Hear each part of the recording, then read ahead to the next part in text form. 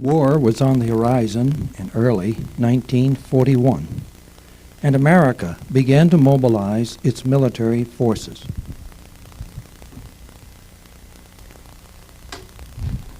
Rutland was no exception. Downtown Rutland was filled with families and friends, all wishing well to their Rutland men who departed the Rutland Railway Station in 1941.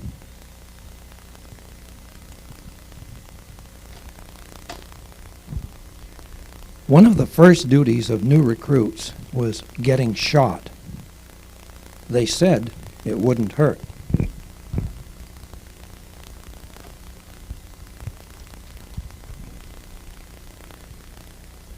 Two soldiers shared one uniform in commentary on Army sizes.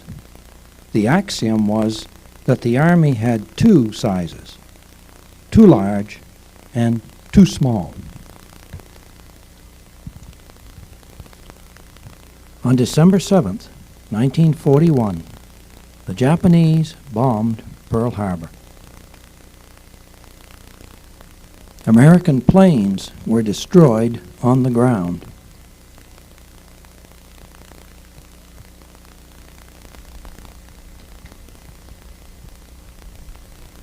Ship after ship was destroyed.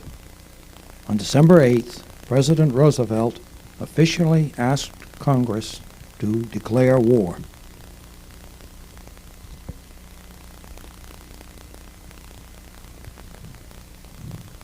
The Japanese invaded the Philippines.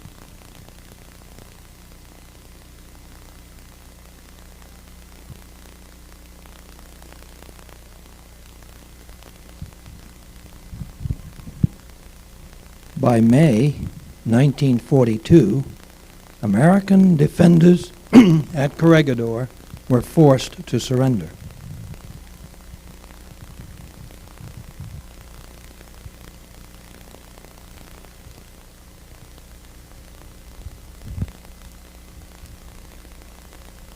On April 18, 1942, Colonel James Doolittle's B-25s bombed Japan.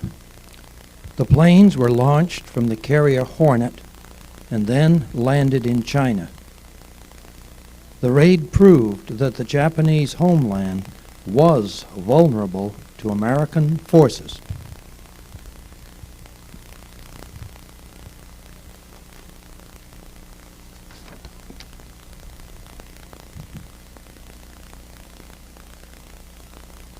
A Japanese invasion fleet heading for New Guinea was turned back by the American Navy in the Battle of the Coral Sea in May 1942, but not without American losses, including the carrier Lexington.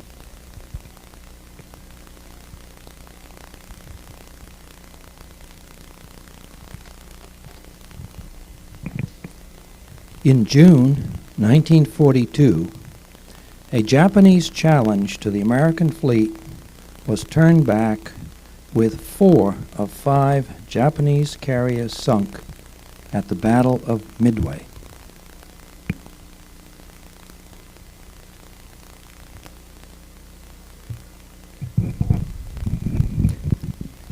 In the summer of 1942,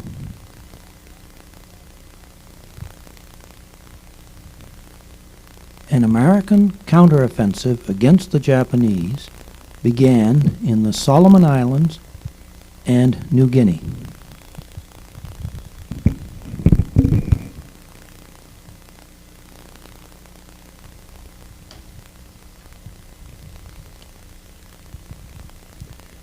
Guadalcanal was invaded in August 1942.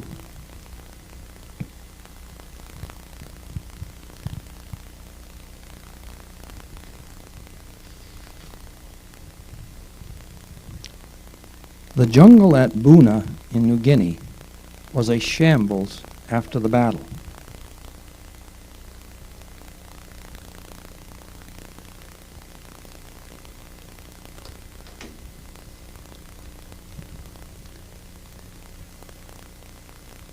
Scenes such as this were repeated on island after island as the American forces slowly retook them from the Japanese.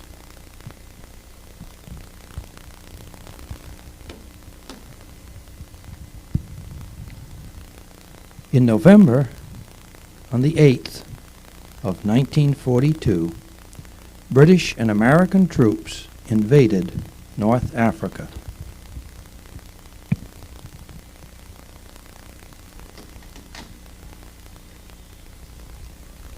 The goal of the invasion was to drive the Germans and Italians out of Tunisia.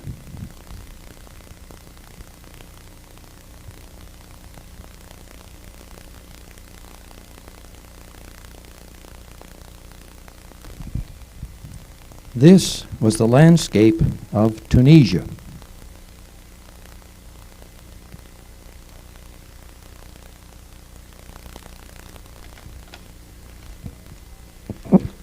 American and British forces squeezed the German General Rommel onto the tip of Tunisia. By May 1943, the Germans were defeated in Tunisia.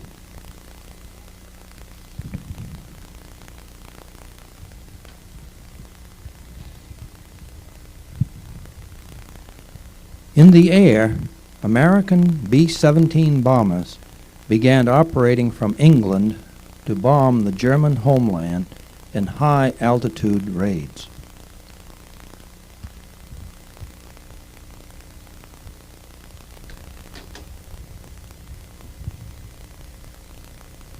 From North Africa, American B-24 bombers raided the German oil fields at Ploesti, Romania.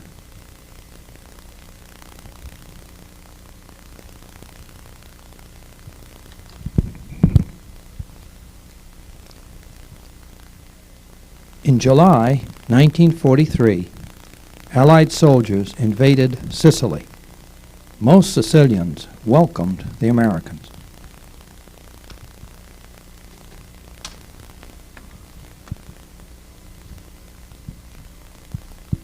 In September 1943, the Americans invaded the Boot of Italy.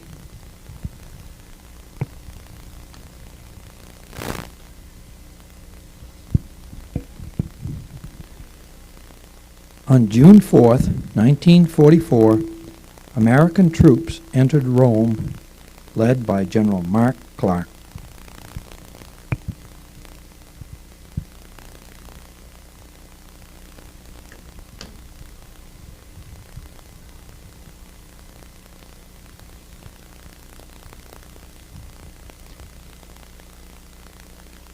In late 1943, Americans in the Pacific began a campaign to retake the Gilbert and Marshall Islands.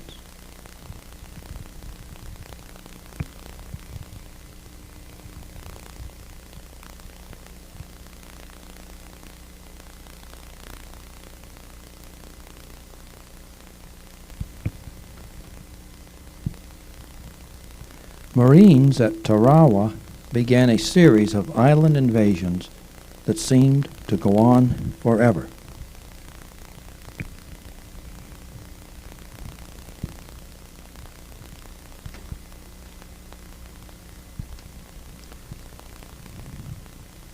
On June 6, 1944, the invasion of Europe began.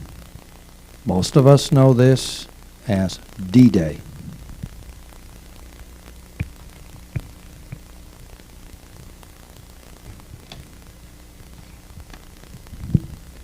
On August 15th, 1944, a second landing was made in the south of France.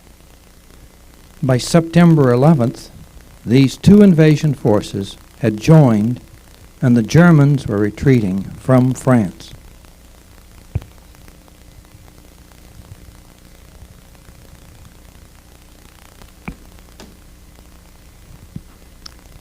The port of Antwerp was captured on September 4th, 1944, but was little use for the next 2 months.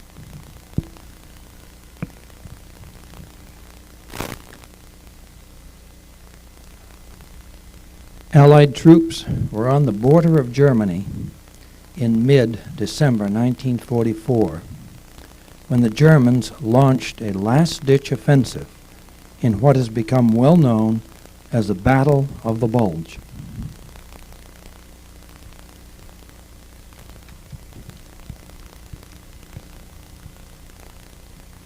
By January 1945, the German offensive was stopped, and the invasion of Germany was about to begin.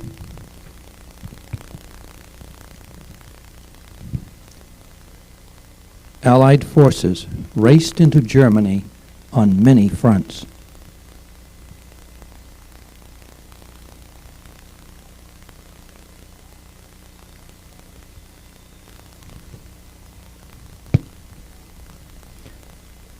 By April 14th, there was no longer a front of German resistance.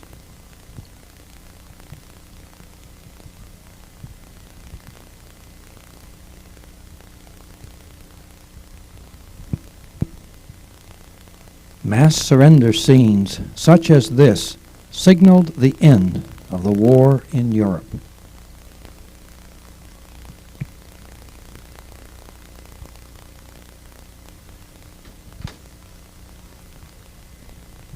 In October 1944, General MacArthur returned to retake the Philippines.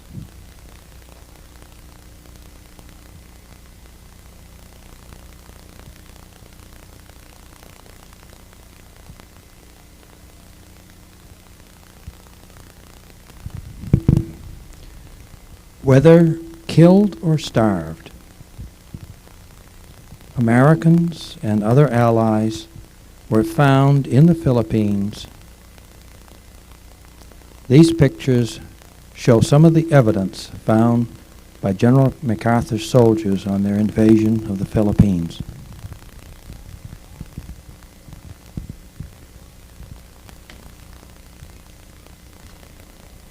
As the Americans neared Japan, the fighting became especially fierce.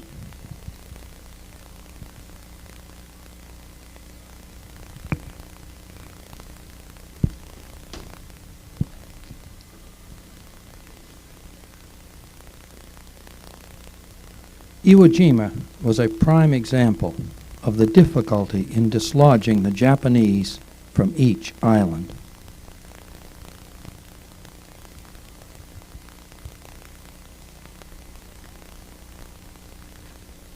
On August 6th and August 9th, atomic bombs were dropped on Japan. The war was over. On September 2nd, 1945, the Japanese formally surrendered.